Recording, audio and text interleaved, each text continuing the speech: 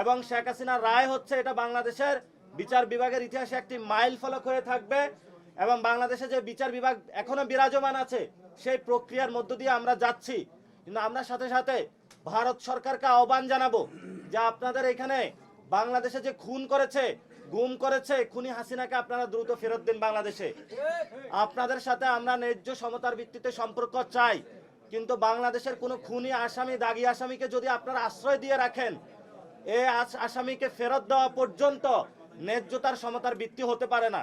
এজন্য আমরা ভারত সরকারকে আহ্বান জানাবো দ্রুত গতিতে শেখ হাসিনাকে ফেরত দেওয়া হোক।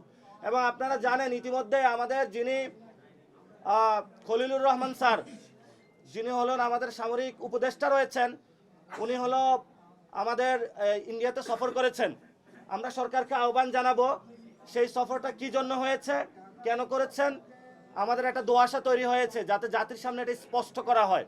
এটা আমাদের জনগণ হিসাবে ওনাদের প্রেস ব্রিফিং করে জানানো, মানুষকে ব্যাখ্যা দেওয়া নৈতিক দায়িত্ব।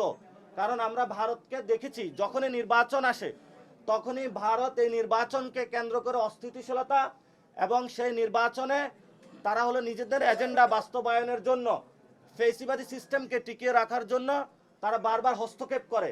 এই সফর কি কোনো হস্তক্ষেপ নাকি বাংলাদেশকে নতুন একটি জায়গায় নিয়ে যাওয়ার জন্য সরকারকে স্পষ্ট করতে হবে।